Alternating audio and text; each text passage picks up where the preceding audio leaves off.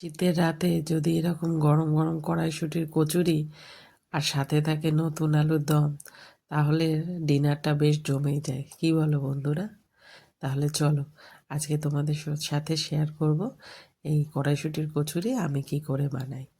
চলো তাহলে কথা না বলে রেসিপিটা দেখে নিই। প্রথমেই কড়াইশুঁটিগুলোকে ছাড়িয়ে ধুয়ে জল ঝরিয়ে রেখে দিয়েছি। এবারে একটা মিক্সিং জার নিয়ে নিলাম, ওর মধ্যে কড়াইশুঁটিগুলো দিয়ে দিলাম 2খানা কাঁচা লঙ্কা আর অল্প একটুখানি আদা, ওই 1 ইঞ্চি মতো।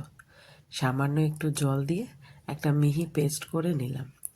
এবার একটা কড়াইতে 2 টেবিল চামচ সাদা তেল গরম করে নিলাম। নিয়ে ওর মধ্যে এই কড়াইশুঁটির পেস্টটাকে দিয়ে দিলাম পরিমাণ মতো নুন আর সামান্য একটু চিনি। এবারে খুব ভালো করে নাড়তে হবে, অনবরত নেড়ে যেতে হবে যতক্ষণ না এই পেস্টটা শুকিয়ে যাচ্ছে। দেখো বন্ধুরা, পেস্টটা শুকিয়ে গেছে। দেখো আমার স্প্যাচুলা থেকে পড়ছে না, তখন বুঝতে হবে পেস্টটা রেডি হয়ে গেছে পুরের জন্য। এটাকে নামিয়ে ঠান্ডা হতে দিলাম।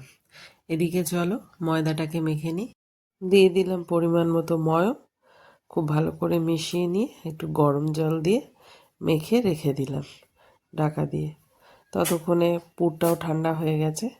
লেচিগুলো তৈরি করে নিয়েছি। এবার একটা লেচি নিয়ে এরকম ঘুরিয়ে ঘুরিয়ে বাটির আকার তৈরি করে নিতে হবে। বাটির মধ্যে বেশ কিছুটা পরিমাণে পুর দিয়ে মুখটাকে চেপে চেপে বন্ধ করতে হবে। খুব ভালো করে খেয়াল করে বন্ধ করতে হবে যাতে ফেটে না যায়। বেলার সময় সেদিকে নজর রাখতে হবে।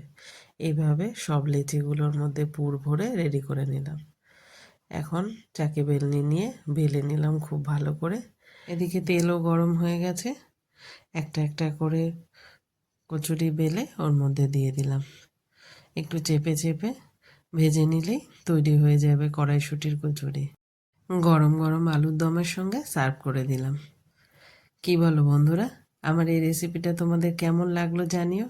ভালো লাগলে একটা লাইক আর কমেন্ট করে দিও। আর হ্যাঁ, আমার চ্যানেলটাকে সাবস্ক্রাইব করতে ভুলো না কিন্তু। তোমাদের সঙ্গে আমার আবার দেখা হবে অন্য কোনো ভিডিওতে।